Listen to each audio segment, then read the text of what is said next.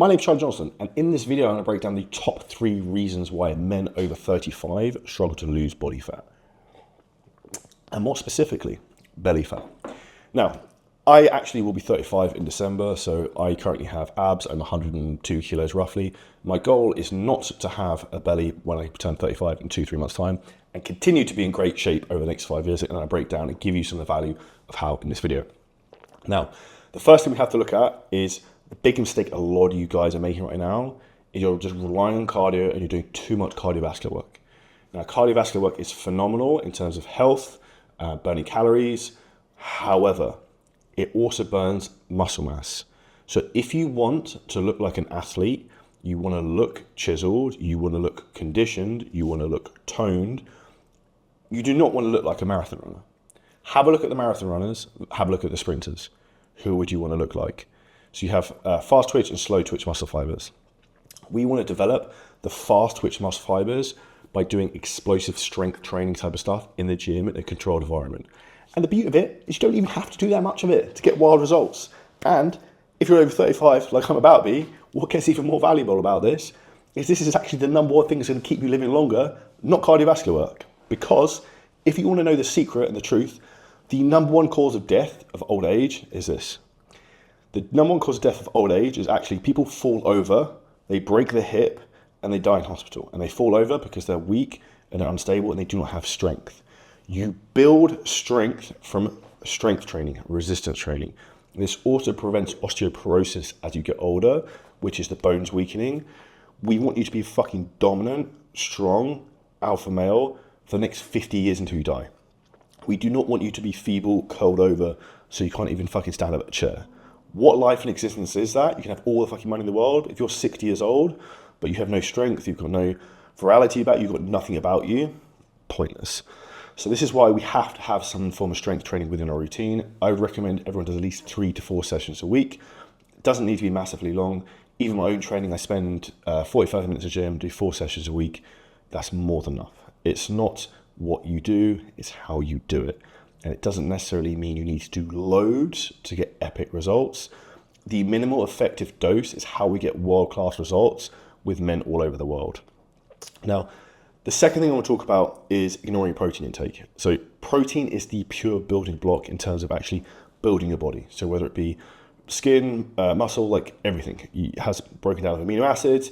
And this is incredibly important for you in terms from a health perspective, but also having a lean body from a couple of different perspectives. 1, if you eat a higher protein diet, it will keep you fuller for longer. 2, scientifically, it is proven that if you have a higher protein diet and you actually overeat on protein, it's much harder to gain body fat. 3, of all the macronutrients, protein has 4 calories per gram, carbohydrates has 4 calories per gram, fat has 9 calories per gram. So protein is the one we can actually really crank up in terms of the amount we can have. And it doesn't matter if we overeat a little bit, you're less likely to actually have weight gain from that. So where people tend to go wrong with protein is they choose poor quality sources. You getting it from like fucking wanky shakes that you can get in the petrol station, dude, like, or snacky protein bars or beef jerky. Yes, it has protein. Is it okay as a one-off? Yes.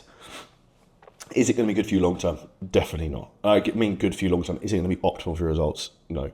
And I'm all about, I'm a maximalist, right? So I want you to get the fucking best results. I want you to be the best person possible. I want to be the best person I physically can. I'm a maximalist. Now, with that, I also appreciate life happens. Do I eat perfectly every fucking day? No. Like, and this is what I say to everyone, the 80-20 rule. It's like, I had 2 squares of dark chocolate earlier. Is it the end of the fucking world? No. Because the other 90% of my food today is perfect. And this is what you have to look at. It's not what you do once that's important, it's what you do consistently. Now, in terms of how many grams of protein you should be having, you want roughly 1 gram of protein per pound of body weight. So if you're a man who's 200 pounds, you want 200 grams of protein. And I would recommend you split that out across at least 3 to 4 meals a day. So if you have 4 meals a day, 50 grams of protein a meal, very, very simple. Now, if you ever have anyone tell you that that's too much or it causes kidney issues, tell them to actually look at some scientific research because that's fucking retarded. And I've had a doctor try to tell me that before who was like fucking 20 kilos overweight. I was like, dude, like, I'm going to live way longer than you. So the second thing we want to do is look at protein. There isn't an issue using protein shakes and from a good quality source, but I would try not to rely on them too much. Now, the third thing we have to think about is as you come over 35 and actually over 30 is hormonal changes. So your metabolism will start to slow down, your testosterone will start to drop, and there are various things you can do to try and optimize that and bring that up. So I'm going to go through some of those, and we can also talk about the enhanced route in terms of how you bring that back up. So the big things that drive your testosterone levels, one is actually being in good shape and having lower body fat levels. The more body fat you have, the more pro-estrogenic your body is going to be. So ideally, you want to try and keep body fat levels down as low as possible, like sub 14 to 15%, and that's a pro-testosterone environment. The second thing I'd say is in terms of actually doing resistance training is proving to increase testosterone levels naturally. Third thing is actually getting 7 to 8 hours of good quality sleep per night. And the fourth thing is actually trying not to get too stressed in life, which can be difficult if you're a busy guy and you're trying to take over the world, like myself. Stress is part and parcel of what's going to happen, and it's just a reality of life, but it's trying to learn how to handle those things. And also there's some supplements and peptides and things that we work with clients that you can put around to try and bring down cortisol and stress accumulation. Now, Charlie, what if my testosterone is completely fucked? The reality is this happens to a lot of men, and at that point, once you've had blood tests and blood work, you've got choice. You can either go down to TRT, testosterone replacement therapy route, or you can go down to trying to correct it naturally. Chances are, if it's tanked and you're already in good shape, it's probably going to be difficult to try and fix.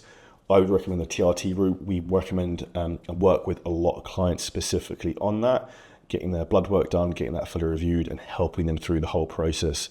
And if you think about how testosterone is so important to men, one, it controls your drive and your aggression to achieve things in life, gives you the energy. Second, it's hugely important for libido. And third, in terms of like overall well-being and mental health. So if you feel like shit right now, your body looks like shit, there's probably a strong correlation you might have a testosterone issue, which is something you're going to look at. Now, these are three big major roadblocks you want to look at when it comes to over 35, things that can actually stop you losing belly fat. There are other things involved in this process, but these are three core things you want to slay as dragons to get to where you want to be. Now, I run a business called CJ Coaching. We've transformed over 8,000 men all over the world. We've been featured in the Forbes magazine, Men's Health. There's a big award on the wall because we made loads of money doing that as well. And my passion is helping other men do the same thing. Now, if you want to get in great shape and you want to fix any of these problems, and you're also in the same type of age bracket as myself, coming to 35 to 40, hit the link below this video. You can book in a free coaching call for us. We'll find out exactly where you are now, where you want to go, and exactly how we can help you. And if you're a good fit to work with us, we will invite you to work with us one-to-one, and we can completely transform your life, change your body, change your mind, improve your hormones. Hit the link below this video. Any questions, drop them below. See you next video very soon.